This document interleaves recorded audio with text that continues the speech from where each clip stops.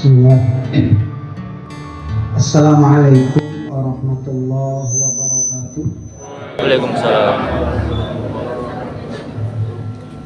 Innal hamdalillah nahmaduhu wa nasta'inuhu wa nastaghfiruh wa na'udzu billahi min syururi anfusina wa sayyiati a'malina may yahdihillahu fala mudilla lahu wa may yudlil fala hadiya lahu.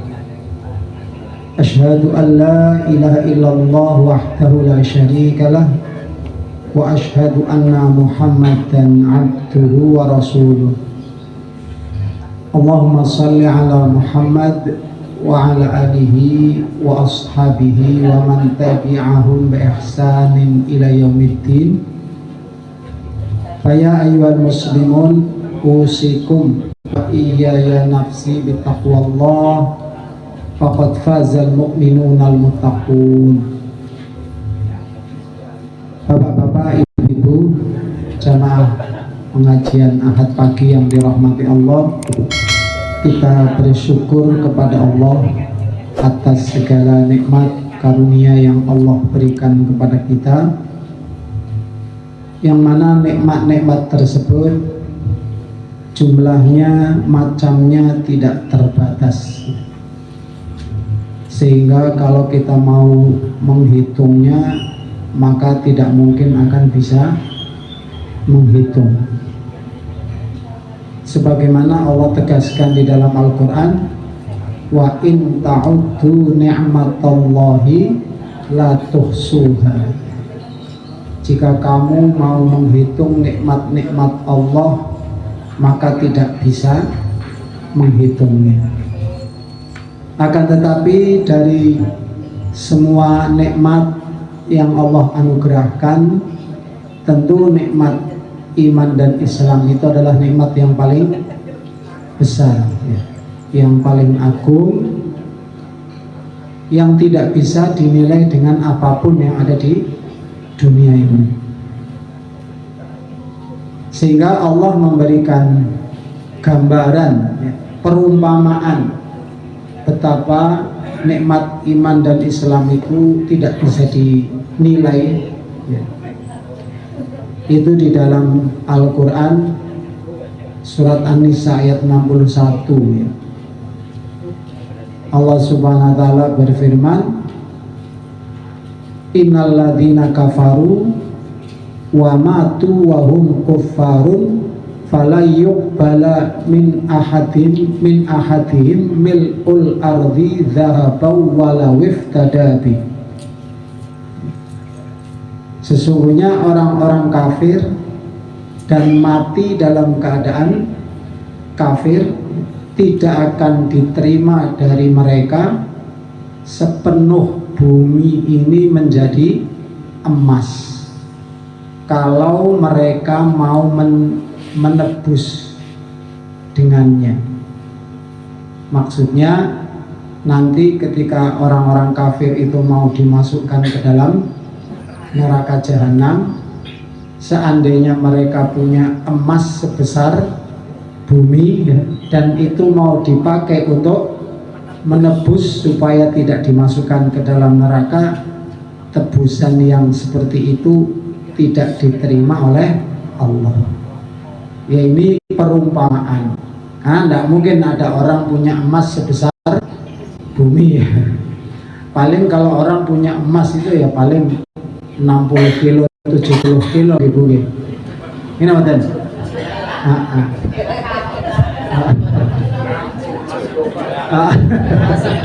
Ya tadi Pak Harto kalau ketemu saya itu manggilnya Mas Gofar itu. Jadi paling ya 60-70 kilo kan ya.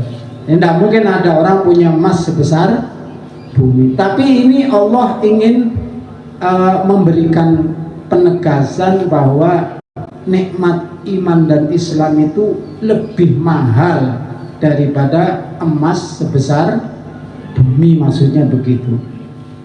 Kenapa? Karena yang bisa menebus orang dari azab Allah itu hanya iman, ya.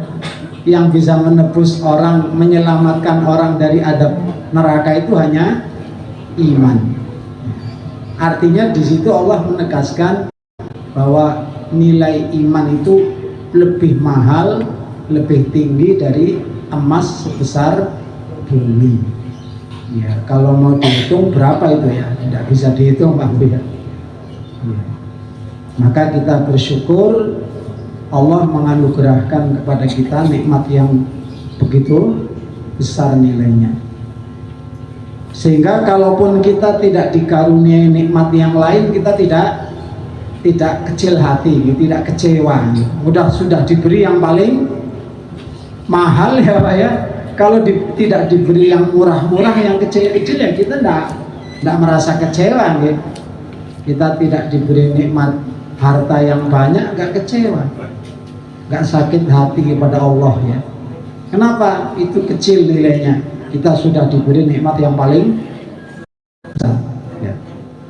Jamaah yang dirahmati Allah, kemudian salawat dan salam semoga tercurah kepada junjungan kita Nabi Muhammad Sallallahu Alaihi Wasallam, juga kepada para sahabat-sahabatnya, kepada ahli baitnya, dan juga kepada para penerus perjuangannya yang istiqomah sampai akhir zaman.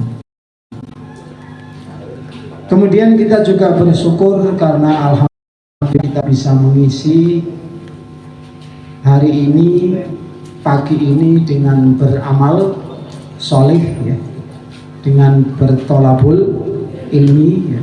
Apalagi saya tadi kata Pak Haji Muhlisun itu baru dari pengajian di Masjid Agung langsung ke sini. Wah, ini luar biasa ya.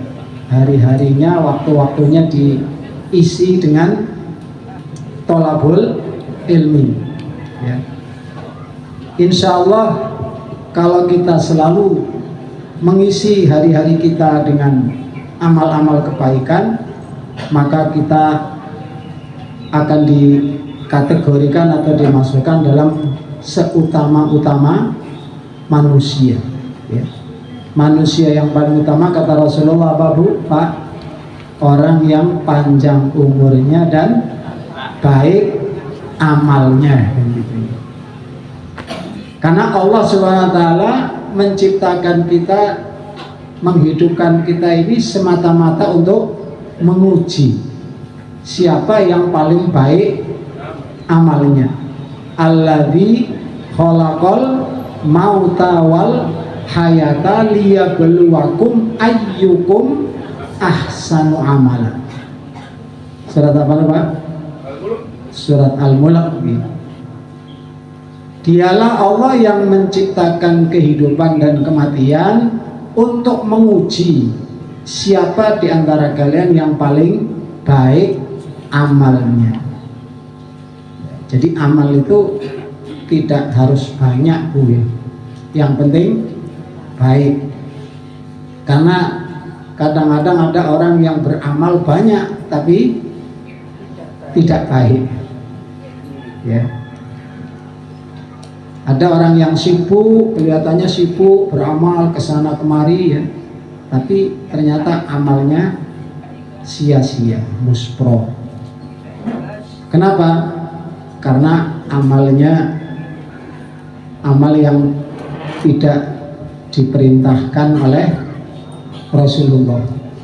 Rasulullah mengatakan man amila amalan falaisa alaihi amruna fahuwa raddun. Barang siapa yang melakukan satu amal yang tidak diperintahkan, yang tidak ada perintahnya dariku, maka itu tertolak ya. Makanya bukan banyaknya amal, ayatnya itu bukan aktsaru amalah ya. Bukan untuk menguji siapa yang amalnya paling banyak, tidak, tapi yang baik ya. Sebab kadang-kadang banyak tapi tidak baik. Tentu yang istimewa yang banyak dan baik ya, tadi panjang umurnya dan baik amalnya ya. Tapi kalaupun tidak, yang penting baik ya. Karena kalau kita lihat para sahabat Nabi itu juga sebagian mereka menjadi orang Islam itu tidak lama ya.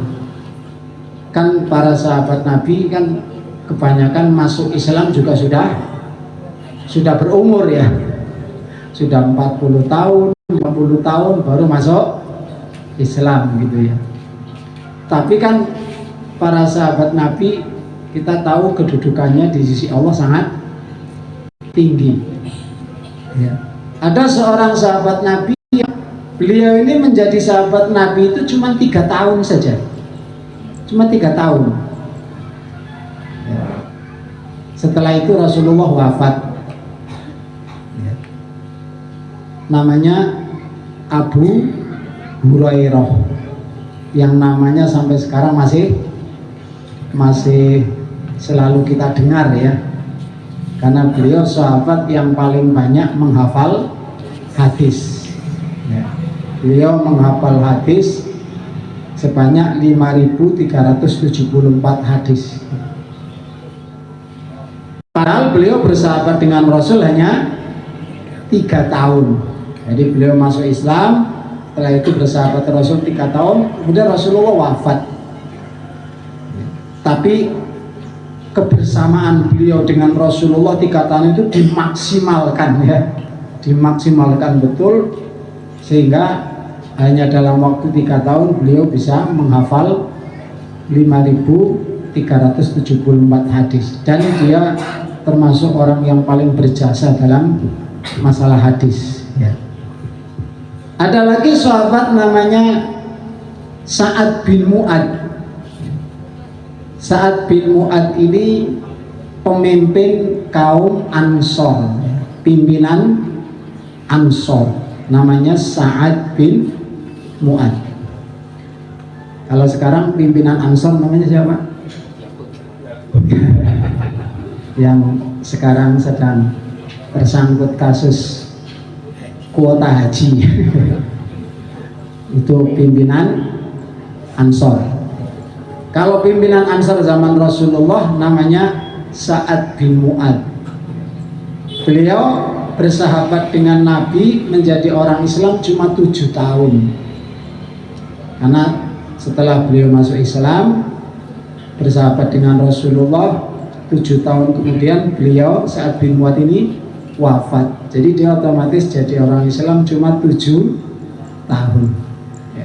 Tapi saking tingginya kedudukan beliau, sampai-sampai kata Rasulullah ketika beliau wafat, arsy Allah sampai bergoncang ya. Tazalzalil arsyu biwafati Sa'ad ibn Mu'ad. Arsy bergoncang karena wafatnya Sa'ad bin Mu'ad. Saking mulianya, saking tingginya kedudukan beliau. Walaupun beliau menjadi orang Islam cuma 7 tahun. Jadi tidak peduli berapa lama kita menjadi orang Islam, yang penting asal mau menggunakan kesempatan waktu sebaik mungkin, maka disitulah dia akan menjadi orang-orang yang tinggi kedudukannya di sisi Allah ya. Ya kita sudah puluhan tahun jadi orang Islam Pak ya, sudah mungkin ada yang 60, 70 bahkan lebih Pak ya. Maka marilah sisa umur kita ini betul-betul kita maksimalkan. Jamaah yang dirahmati Allah, kita lanjutkan membahas sirah. Pada pertemuan yang lalu, bulan yang lalu kita sudah membahas tentang kelahiran Rasulullah.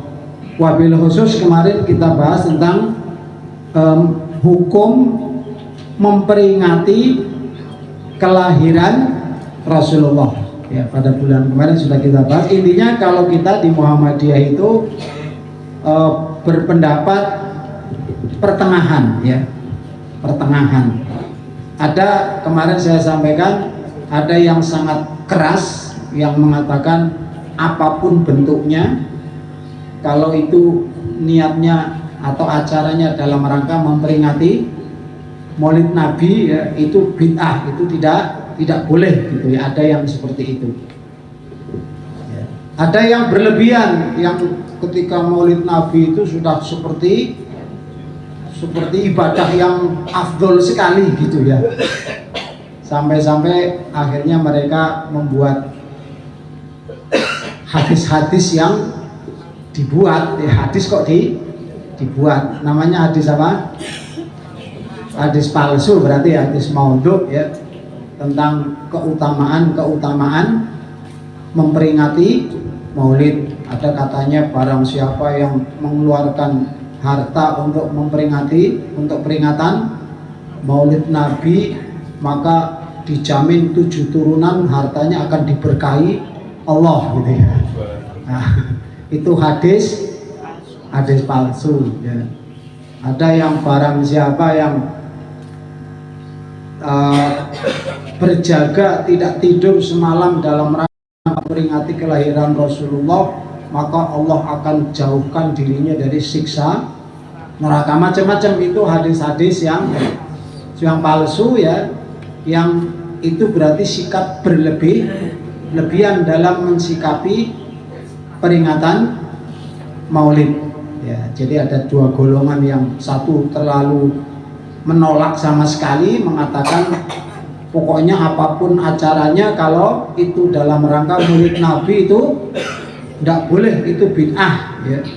Tapi ada yang berlebihan tadi, sampai-sampai seolah-olah acara peringatan Maulid Nabi itu sebuah acara yang sangat agung, yang sangat mulia gitu ya.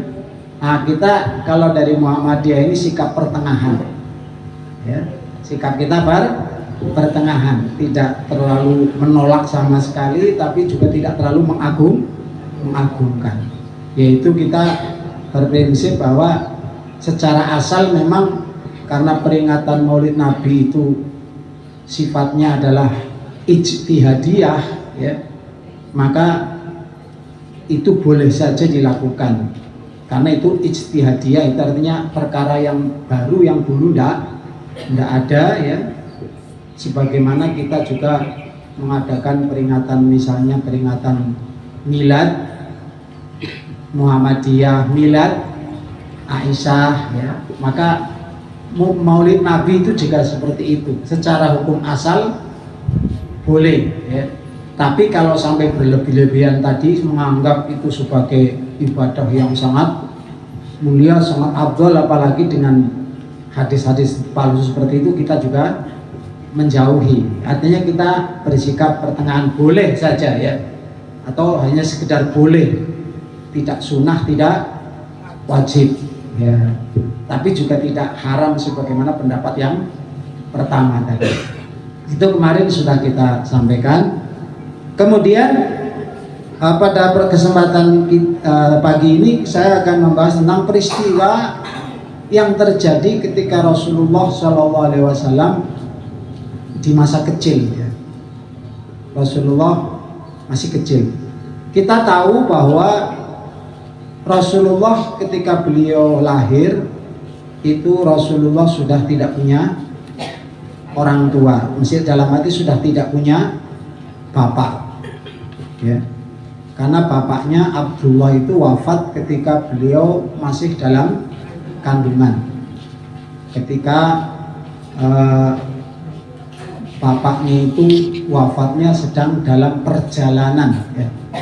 Perjalanan berdagang dari Mekah menuju negeri Syam, tapi baru sampai di dekat Madinah, sebuah desa yang namanya Abwa ya. Itu bapak beliau Abdullah sakit, kemudian wafat di situ dan dikubur di situ, di desa Abwa di dekat Madinah. Itu ketika Rasulullah masih dalam kandungan, sehingga ketika Rasulullah lahir otomatis paman-pamannya ini yang menggantikan sebagai bapaknya. Artinya paman-pamannya lah yang sibuk ya mengurus tentang kelahiran Rasulullah. Salah satunya adalah paman yang namanya disebutkan di dalam Al-Quran. Siapa? Abu Lahab ya. Abu Lahab ini ketika Rasulullah dalam kandungan itu sudah perkiraan lahir ya, sudah hari perkiraan lahir. Itu Abu Lahab berpesan kepada salah seorang budaknya yang bernama siapa? Ada yang ingat, Bu? Ya. Suwaibah al-Aslamiyah. Suwaibah, kamu jaga ini Aminah, dia sudah hampir melahirkan. Ya, sementara Suwaibah ini tidak melayani majikannya Abu Lahab, tidak apa-apa, dia rela tidak dilayani demi supaya Suwaibah ini menjaga Aminah. Dan pesannya nanti kalau Aminah ini melahirkan, kalau anaknya perempuan maka ya tidak usah segera diberitahu saya. Tapi kalau laki-laki segera beritahu, ya. Karena kan pada zaman itu kan memang anak laki dengan perempuan beda ya. Di zaman dulu itu anak laki perempuan itu beda. Makanya Al-Quran menegaskan ya bahwa laki-laki dan perempuan itu sama ya. Dalam Islam laki-laki perempuan itu sama. Tapi kalau zaman jahiliyah enggak. Orang kalau punya anak laki-laki sangat, tapi kalau punya anak perempuan ya wajahnya muram, apa? Muram ya, bermuram. Kalau dalam Al-Quran dikatakan kalau diberitahu tentang anak laki-laki wajahnya ceria. Maka Abu Lahab pun berpesan kalau nanti lahir laki-laki segera beritahu saya. Qadarullah, Rasulullah itu lahirnya tengah malam. Kan sering diceritakan itu ada cahaya ya, cahaya yang memancar dari badan Aminah, yang cahaya itu menyebar ke seluruh langit kota Mekah, dan itu disaksikan oleh semua penduduk Mekah yang waktu itu kebetulan melihat ya, karena tengah malam ya. Nah, karena lahirnya tengah malam sehingga beliau Suwaibah ini langsung lari ya, lari menemui Abu Lahab, ketuk pintu. Abu Lahab kaget, marah ya, tengah malam lagi enak-enaknya tidur digedor pintu ya. Setelah keluar ternyata Suwaibah, diberitahu bahwa Aminah sudah melahirkan dan laki-laki. Maka Abu Lahab sangat senang. Saking senangnya Suwaibah ini yang statusnya adalah budak langsung dimerdekakan ya, dimerdekakan. Nah, ini riwayat ini banyak ya, walaupun hadisnya atau riwayatnya dhaif, tapi karena banyak jalurnya sehingga derajatnya hasan ya. Kalau dalam istilah hadis itu hasan, dhaif tapi banyak dikumpulkan jadi hasan. Dalam ilmu hadis kan gitu ya, ada hadis lemah tapi riwayatnya banyak dari berbagai jalur, maka bisa naik derajatnya hadis itu hasan. Nah, peristiwa ini digatukkan dengan hadis Rasulullah, bahwa Rasulullah SAW bersabda, setiap hari Senin Abu Lahab itu siksanya di neraka diringankan. Abu Lahab setiap hari Senin siksanya diringankan. Itu ada yang gatukkan hadis itu dengan peristiwa itu ya. Kenapa Abu Lahab diringankan siksanya setiap hari Senin? Katanya karena Abu Lahab merasa gembira dengan lahirnya Rasulullah, sampai saking gembiranya dibebaskan itu Suwaibah. Merasa gembira dengan lahirnya Rasulullah itu orang kafir saja bisa mendapat manfaat katanya. Manfaatnya apa? Diringankan siksa. Apalagi kalau itu orang Islam. Jadi merasa gembira dengan lahirnya Nabi Muhammad itu sesuatu yang sangat besar yang bermanfaat. Itu mereka mengambil hukumnya dari situ ya. Kenapa kok mereka mengadakan peringatan Maulid Nabi? Karena katanya apa? Itu sebagai ungkapan rasa gembira, rasa senang. Karena rasa senang dengan kelahiran Nabi itu bermanfaat. Jangankan bagi orang Islam, orang kafir saja dapat manfaat. Kata mereka seperti itu ya. Yang tadi yang mengagung-agungkan Maulid Nabi. Ya. Tapi kalau kita sih ya itu seperti gatuk-gatuk ya, sebetulnya nggak ada hubungannya ya. Kalau rasa gembira sih tentu siapa saja gembira. Cuman apakah gembiranya harus dengan mengadakan peringatan ya? Gembira kan cukup dengan hati saja sudah cukup, dengan bersyukur ya. Jadi kembali ya. Kemudian setelah itu menurut tradisi orang Arab pada saat itu memang bayi yang baru lahir ya, itu disusukan orang lain. Itu tradisi, tapi bukan sunnah juga ya, bukan sunnah.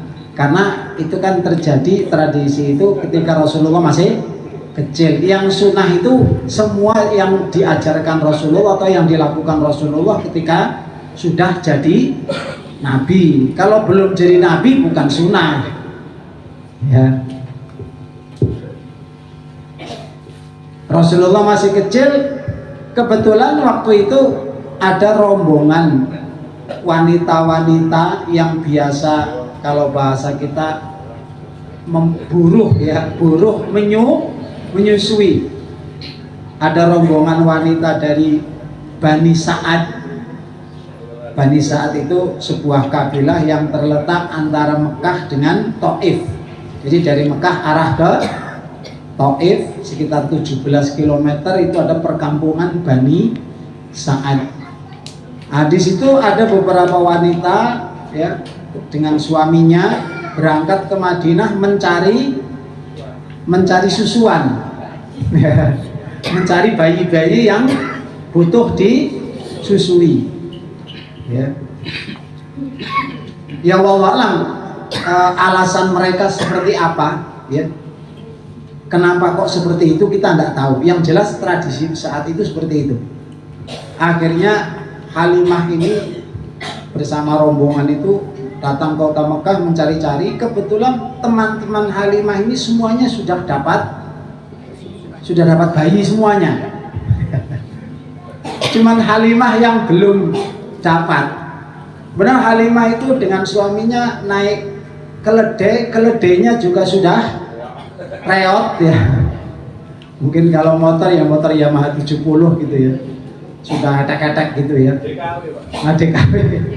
Sehingga jalannya pun lambat telat. Yang lain semuanya sudah dapat, Halimah belum dapat.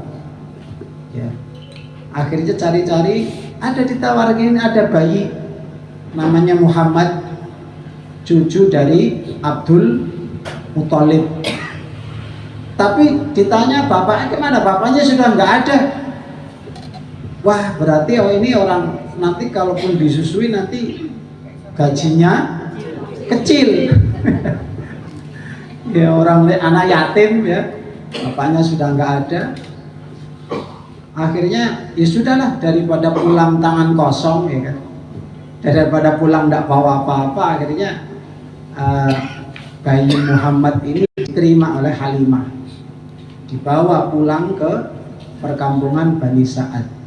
Baru saja mendapatkan bayi Muhammad SAW ini sudah terjadi peristiwa yang luar biasa yang kelihatan, yaitu apa? Keledai Halimah yang kecil, kurus dan sakit-sakitan, yang jalannya lambat ya. Tiba-tiba ketika sudah membawa Rasulullah ini, membawa bayi Muhammad ini, keledainya jadi terengginas. Jadi sangat kuat sekali dan kenceng jalannya, sampai bisa mendahului keledai-keledai yang lain, rombongan yang lain. Mereka terheran-heran, ya. Itu baru pertama kali menerima bayi Rasul aja sudah ada peristiwa yang luar biasa. Apalagi setelah Rasulullah SAW sampai di perkampungan Bani saat ini, terus disusui oleh Halimah.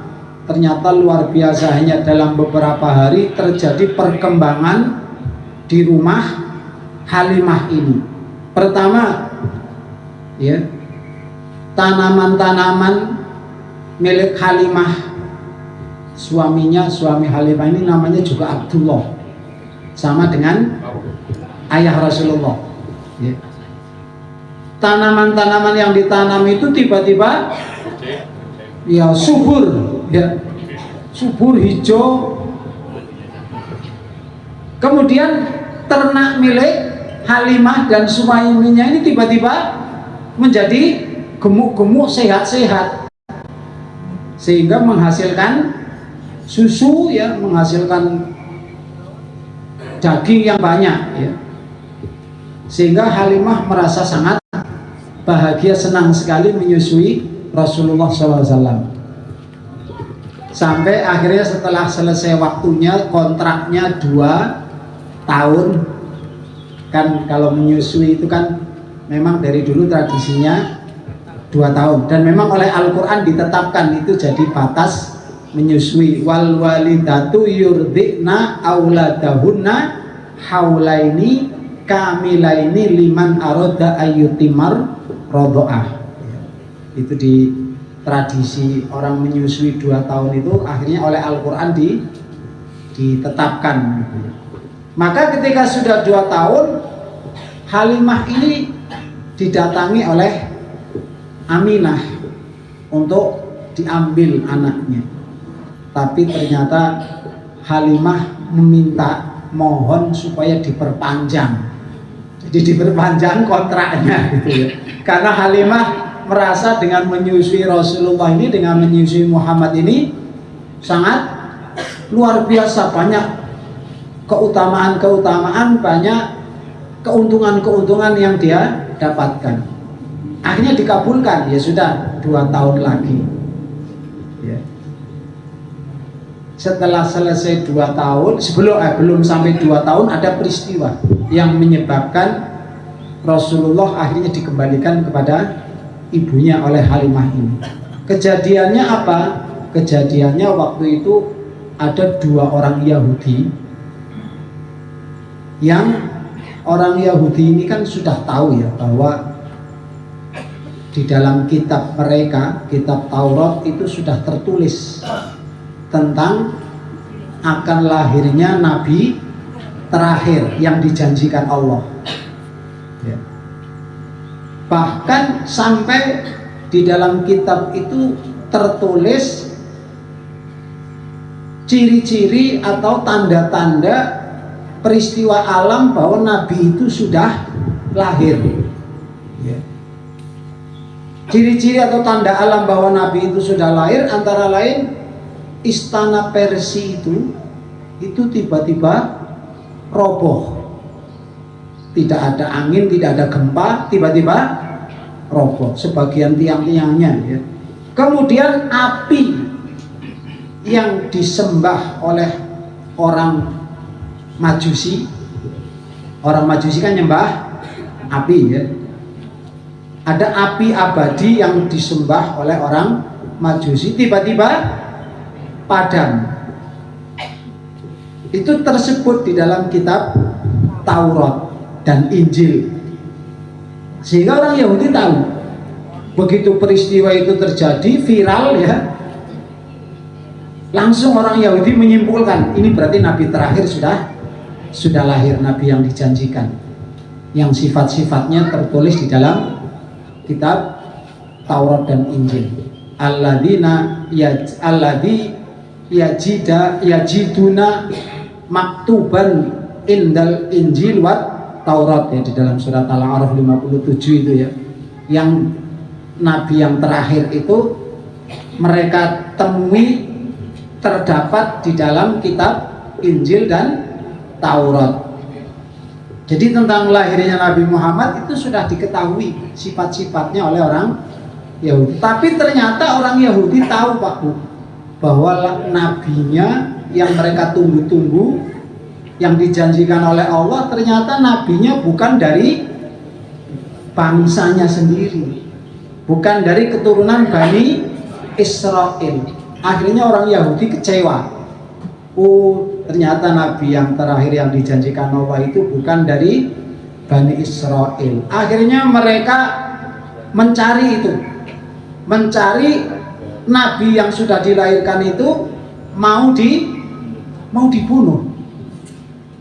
Ya, karena orang Yahudi itu memang salah satu cirinya itu dari dulu suka membunuh nabinya sendiri, bahkan dibunuh, ya kan? Wa yaqtulunal anbiya'a bi ghairi hak, kan gitu ya dalam surat Al-Baqarah ya. Dzalika bi annahum kanu yakfuruna bi ayatillahi wa yaqtulunal anbiya'a wa yaqtulunan nabiyya bi ghairil haq. Sehingga orang Yahudi mencari kemana ini bayi atau anak yang ada ciri-ciri bahwa dia adalah nabi, tapi ternyata bukan dari Bani Israel, ternyata dari bangsa Arab. Nah, ini dicari. Jadi orang Yahudi memang dari dulu itu sudah, kalau bahasa sekarang, intelijennya kuat ya. Sekarang kan gitu ya, intelijen Yahudi itu bisa sampai menyusup kemana-mana. Bahkan kemarin ada 5 orang dari ormas Islam terbesar Indonesia, tapi bukan Muhammadiyah ya, yang pengurusnya ternyata sudah terafiliasi dengan Israel, ya kan? Iya. Jadi memang dari dulu orang Yahudi memang canggih ya,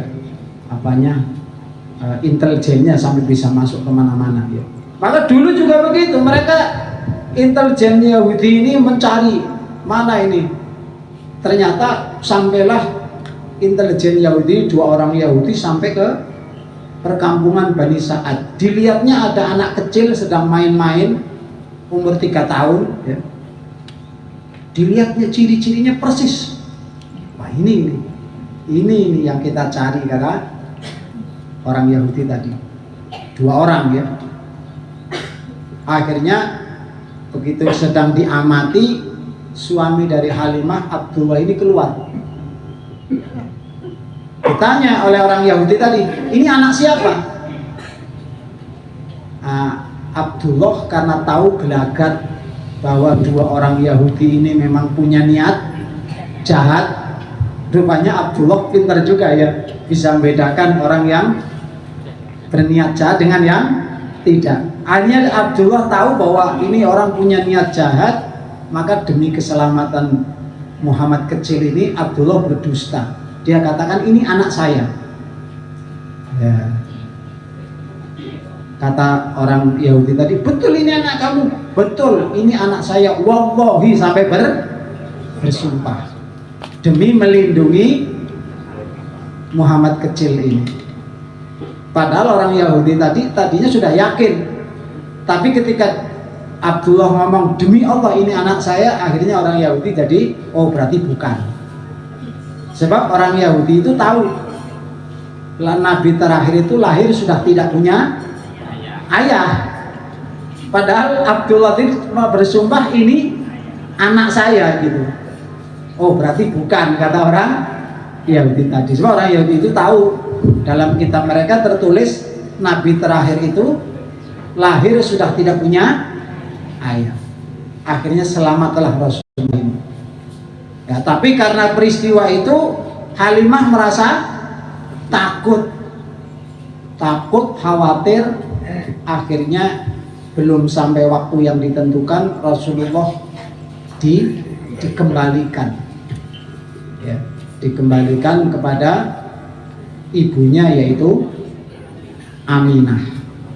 Akhirnya kembali dipelihara Aminah, diasuh Aminah sampai usia 6 tahun. Ya. Jamaah yang dirahmati Allah, jadi itu peristiwa besar yang terjadi ketika Rasulullah masih anak-anak. Kemudian setelah itu usia 8 tahun, usia 6 tahun ya, Allah pun menguji Rasulullah kembali. Di mana ibunda tercinta itu Aminah wafat. Ya. Masih usia 6 tahun wafat. Padahal tadinya 3 tahun dipelihara oleh Halimah, berarti kembali ke ibunya baru 3 tahun, ternyata ibunya sudah wafat. Akhirnya diasuh oleh kakeknya Abdul Muthalib. Ya. Kemudian baru 2 tahun diasuh Abdul Muthalib pun wafat usia 8 tahun. Lalu sejak itu diasuh oleh pamannya Abu Thalib sampai dewasa. Ya. Jamaah yang dirahmati Allah, jadi Rasulullah SAW itu memang punya sifat namanya sifat maksum. Ya, sifat maksum. Apa artinya maksum, Pak? Ya, dijaga. Ya, maksum artinya terjaga atau dijaga. Dijaga dari apa? Dijaga dari berbuat dosa. Ya. Maka Rasulullah sampai kapanpun tidak pernah berbuat dosa. Kalaupun ada dalam riwayat-riwayat itu Rasulullah berbuat salah, tapi salahnya tidak sampai dosa. Nanti ada beberapa kejadian yang Rasulullah itu ijtihadnya kurang tepat sehingga ditegur oleh Allah, tapi itu tidak sampai dosa. Ya. Ada satu peristiwa, jadi dijaga oleh Allah ini bukan ketika sudah jadi Rasul saja, tapi ketika masih kecil itu sudah dijaga. Ya.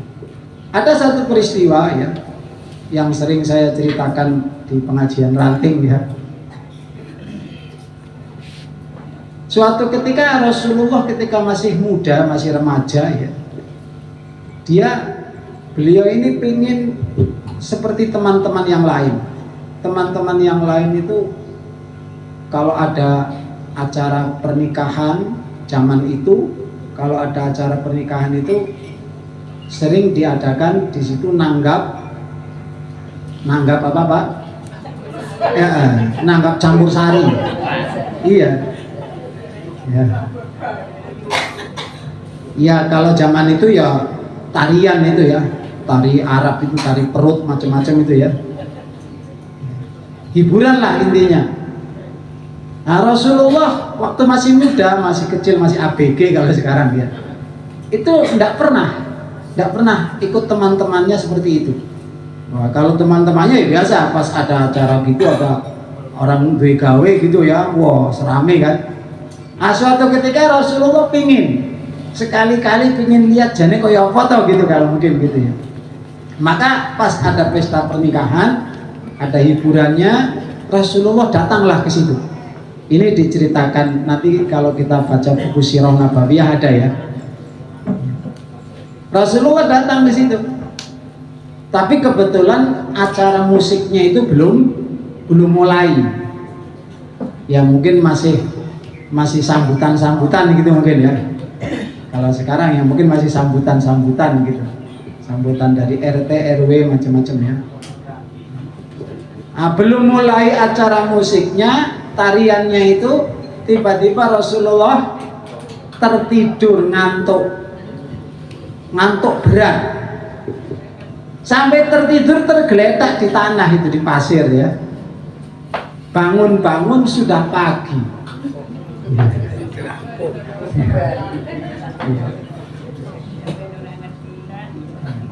Wah, gagal, nggak bisa lihat tarian ya. Akhirnya juga lain kali nanti kalau ada lagi. Nah ternyata lain kali ada lagi, beliau datang lagi di situ ya. Ternyata begitu lagi yang dilalai qadarullah ya, datang belum dimulai itu ya, tertidur lagi sampai 3 kali ya. Akhirnya Rasulullah SAW, Muhammad kecil waktu itu ya, kalau begitu ini mungkin peringatan gitu ya, peringatan dari Allah bahwa ini tidak boleh gitu. Ya. Ini pertama. Kedua, pernah suatu ketika Rasulullah ikut gotong royong membersihkan Ka'bah, ya, membersihkan area-area Masjidil Haram, ya. Kemudian Rasulullah ikut mengangkat batu, tapi dengan bajunya baju gamis itu, ya. Orang Arab kan pakai baju gamis, batunya ditaruh di baju, lalu bajunya diangkat begitu, sehingga aurat Rasulullah kelihatan. Ya mungkin hanya pakai celana pendek gitu, ya. Terus gamisnya diangkat begini, otomatis auratnya kelihatan. Itu tiba-tiba baru saja mengangkat batu pakai bajunya gini, tiba-tiba Rasulullah jatuh tersungkur. Padahal batunya ya tidak besar, enteng saja gitu. Tapi begitu diangkat lagi, jatuh lagi tersungkur gitu, ya. Diangkat lagi, jatuh lagi tersungkur. Akhirnya Rasulullah pun tahu, oh berarti tidak boleh ini. Ya, ini peringatan dari Allah. Ya, ini beberapa peristiwa yang menunjukkan bahwa Rasulullah memang sudah terjaga sejak kecil. Ya. Kalau istilahnya itu peristiwa-peristiwa yang ajaib yang terjadi ketika Rasulullah belum jadi nabi itu namanya irhas, ya. Kalau peristiwa ajaib yang terjadi setelah jadi nabi namanya mukjizat. Tapi kalau sebelum jadi nabi namanya irhas, ya, peristiwa-peristiwa luar biasa yang terjadi sebelum diangkat jadi rasul, ya. Maka Rasulullah SAW karena dijaga oleh Allah, tidak pernah berbuat dosa, tidak pernah berbuat maksiat, akhirnya orang semuanya tahu bahwa Muhammad ini sejak kecil memang orangnya sangat menjaga diri, ya, tidak pernah berbuat salah, tidak pernah ikut tradisi-tradisi jahiliyah, tidak pernah ikut main judi, ya, tidak pernah ikut macam-macam, ya. Bahkan pernah suatu ketika Rasulullah ingin melihat penyembahan berhala, kan ada orang di sekitar Ka'bah orang pada nyembah berhala. Rasulullah ingin lihat saja, mendekat ke situ. Itu dari hadapan Rasulullah muncul unta yang sangat besar sekali, sehingga Rasulullah ketakutan langsung lari pulang, ya. Nah, hikmahnya apa Bapak Ibu yang sekalian dengan kita mengetahui kejadian itu? Hikmahnya kalau Rasulullah itu memang langsung dijaga oleh Allah. Tapi kalau kita ada anak-anak kita, berarti yang tanggung jawab menjaga siapa? Orang tua. Kalau Rasulullah langsung yang menjaga Allah. Tapi kalau kita, tanggung jawab untuk menjaga anak itu adalah dibebankan kepada orang tua. Maka kita sebagai orang tua punya kewajiban menjaga anak-anak kita, anak cucu kita, supaya tidak berbuat dosa, tidak terjerumus dalam perbuatan maksiat, ya. Makanya tugas kita adalah menjaga, mengawasi, ya, atau kalau dalam bahasa Al-Qur'annya beramar ma'ruf nahi mungkar, ya. Makanya ini tugas berat Pak Bu, ya, untuk menjaga anak cucu kita supaya tidak dosa, tidak berbuat maksiat, ya, karena tidak seperti Rasulullah langsung dijaga oleh Allah, ya. Ini beberapa peristiwa yang terjadi ketika Rasulullah masih anak-anak dan ketika Rasulullah masih kecil, ya. Ibu yang dirahmati Allah, mungkin demikian yang bisa saya sampaikan. Untuk selebihnya barangkali ada yang mau bertanya tentang apa yang saya sampaikan maupun hal-hal yang lain seperti biasanya. Monggo kalau ada yang mau bertanya silahkan. Ada Pak. Oke. Langsung ya. Oke. Assalamualaikum warahmatullahi wabarakatuh. Waalaikumsalam.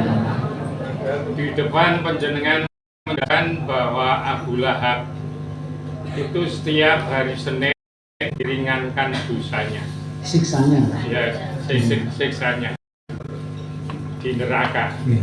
Pertanyaan saya, apakah sekarang surga dan neraka itu sudah ada isinya? Pertanyaan yang kedua tentang kelahiran. Saya mendengarkan pengajian di TV, Islam itu indah. Waktu itu yang menjelaskan Ustadz Maulana bahwa istri calon penghuni surga itu adalah istri yang taat pada suaminya dan banyak anaknya. Oh. Ini betul atau salah? Kemudian kelanjutannya, kalau ini betul, bagaimana istri-istri yang membatasi kelahiran anaknya? Pun cukup turun mawon. Demikian, terima kasih. Assalamualaikum warahmatullahi wabarakatuh. Surga apakah sudah ada penghuninya? Jawabannya tidak, belum ada. Tapi bahwa surga itu sudah ada, memang sudah. Sekarang sudah ada. Bahkan surga itu diciptakan oleh Allah sebelum menciptakan manusia. Itu sudah diciptakan, surga, neraka itu sudah diciptakan. Tapi kalau penghuninya belum ada, ya, surga maupun neraka belum ada penghuninya. Ya. Nah, nanti setelah hari kiamat, besok proses akhir baru nanti orang iman masuk neraka, masuk surga, orang kafir masuk neraka. Dia bulan itu diringankan. Itu besok nanti kalau sudah. Atau kalaupun sekarang itu diringankan bukan siksa nerakanya tapi siksa kuburnya. Karena orang kafir itu di kuburnya juga merasakan siksa. Jadi itu bukan siksa neraka tapi siksa kuburnya. Ya, itu pertanyaan pertama.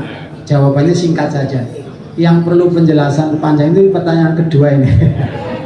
Karena ini menyangkut ibu-ibu nanti ya.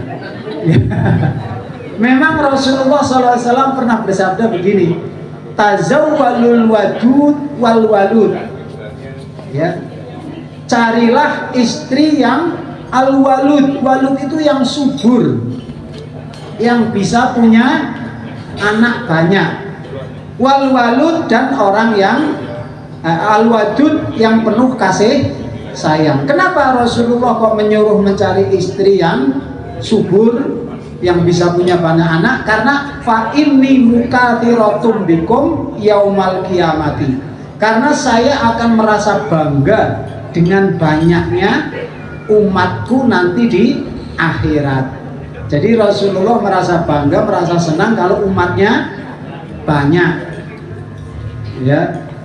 Nah, dari hadis ini maka para ulama menyimpulkan berarti beranak banyak itu dianjurkan. Iya, bukan karena anak banyak rezeki banyak, bukan karena itu ya, karena memang dengan semakin banyak anak, orang tua akan semakin banyak yang mendoakan ya. Juga bumi ini akan semakin banyak orang yang sujud, ya kan? Ya, jadi intinya beranak banyak itu sunnah, tapi Pak, bukan wajib ya, sunnah. Ya.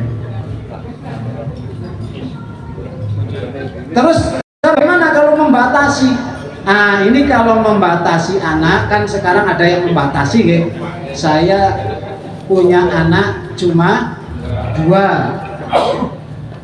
Ada itu saya pernah lihat baliho di pinggir jalan, ya, 2 anak lebih baik gitu. Kalau dulu 2 anak cukup, kalau kemarin saya lihat 2 anak lebih baik. Nah, kalau saya bacanya komanya dimajukan, iya, 2 anak lebih baik. Nah, berarti kalau 2 anak lebih itu baik gitu kan. Komanya diundurkan. Jadi betul Pak, betul bahwa Rasulullah menganjurkan supaya kita banyak anak. Lah terus kalau membatasi bagaimana? Maka di sini karena itu peristiwa yang baru, artinya gerakan membatasi anak kan baru ada zaman sekarang, dulu nggak ada ya. Maka yang mengambil menyimpulkan hukumnya ya ulama-ulama zaman sekarang. Nah, ulama zaman sekarang dalam mensikapi orang yang membatasi anak itu memang berbeda pendapat. Ada yang mengatakan boleh membatasi anak itu, yaitu dengan menggunakan alat. Alatnya namanya alat kontrasepsi. Ya. Itu di kampung Waru itu, di kampung Kerandang apa itu, di Dukuh Kerandang itu gangnya itu nama-namanya gang P apa, gang Pil KB, gang IUD, gang kondom di Kerandang Pak Waru gitu ya, di kampung Kerandang. Nah, menggunakan alat itu boleh nggak untuk membatasi? Sebagian ulama mengatakan boleh, sebagian ulama mengatakan tidak boleh. Ya, yang mengatakan tidak boleh kenapa? Ya karena tadi bertentangan dengan anjuran Rasulullah. Rasulullah menganjurkan punya anak banyak.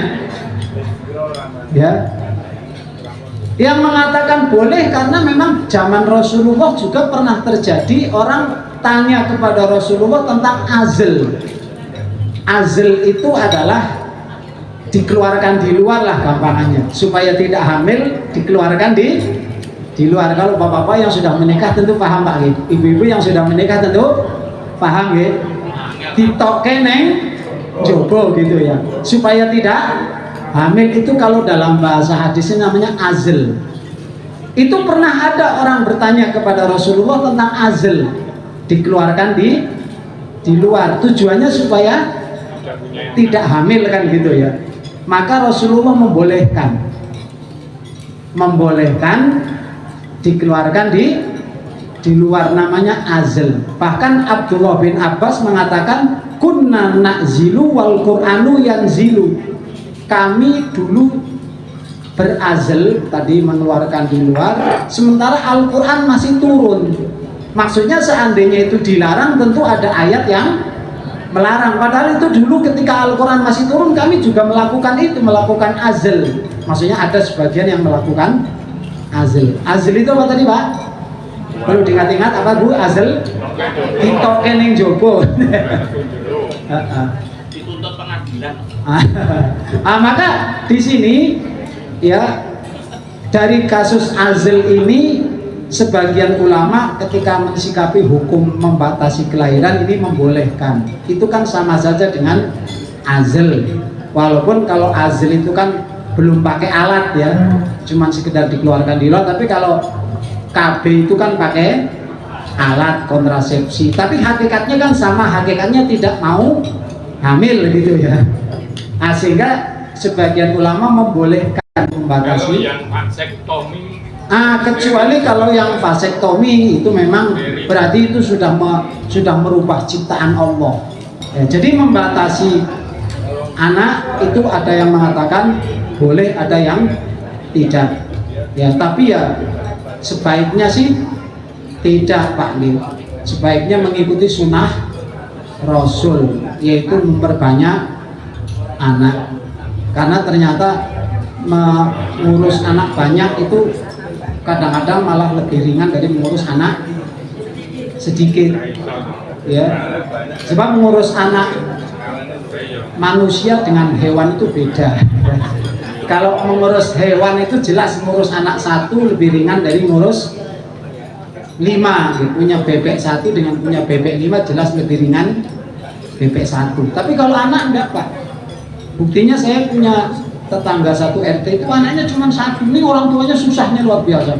nanti satu entek. Sebab sampai saya lihat itu orangnya kurus, sakit-sakitan. Ketika saya tanya, mau Pak jenengan sampai gitu mikir kayak anak gitu. Lah anak jenengan pinten? Siji, anak siji sampai orang tuanya susah seperti itu. Ya, siji betul. Tapi orang tuanya sampai habis badan pikiran gara-gara anak. Tapi ada yang anaknya 11, 12. Di gang saya itu terkenal gang paling uyel-uyelan. Wis gange cilik, umai cilik-cilik, anaknya oke. Ya. Ada di gang saya itu yang anaknya 11. Saya kira saya anaknya 8, saya anaknya 8 Pak, saya kira sudah menang gitu ya. Jebule aja ana sing luwe gitu ya. Baru 8. Baru 8. Ya. Ternyata yang ngurus anak banyak ya tidak apa-apa, senyum-senyum saja, senang-senang saja. Sing ngurus anak siji malah malah mumet, malah stres. Artinya ngurus anak itu beda dengan ngurus hewan. Kalau ngurus hewan semakin banyak semakin susah, makin ribet. Nah kuncinya apa supaya ngurus anak itu tidak ribet, tidak payah, tidak stres? Kuncinya sejak kecil ditanamkan agama, akhlak. Insya Allah kalau sejak kecil ditanamkan akhlak, agama, berapapun anaknya tenang saja. Bahkan semakin banyak anak semakin gembira hidupnya, semakin senang hidupnya. Mata Mbak nggih, niki pun wonten obo saking panitia. Waktunya sudah kelewat 10 menit. Kita akhiri. Billahi taufik wal hidayah. Wassalamualaikum warahmatullahi wabarakatuh.